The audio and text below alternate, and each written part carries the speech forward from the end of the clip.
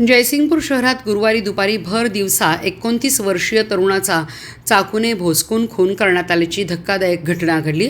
Post ऑफिसच्या मागील रस्त्यावर दुपारी 3:30च्या सुमारास हा प्रकार घडल्याने शहरात एकच खळबळ उडाली आहे। साहिल झाकीर काझी वर्ष 29 राहणार गल्ली नंबर 13 मच्छी मार्केट जयसिंगपूर असे मृत तरुणाचे नाव आहे। तर राजू लक्ष्मण कांबळे राहणार शाहूनगर समडोळीमाळा जयसिंगपूर याच्यावर संशय व्यक्त करण्यात आला आहे।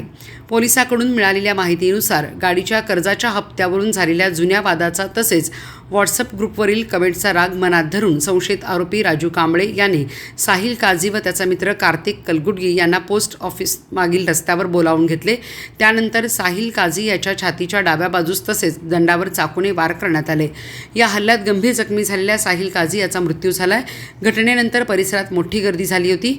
या प्रकरणी मृताचा भाऊ आसिफ झाकीर काझी वर्ष 35 राहणार गल्ली नंबर 13 मच्छी मार्केट जयसिंगपूर यांनी जयसिंगपूर पोलिसात फिर्याद दिली आहे। त्यावरून संशयित आरोपी राजू लक्ष्मण कांबळे याच्या विरोधात खुनाचा गुन्हा दाखल करण्यात आला असून पोलीस अधिक तपास करत आहेत।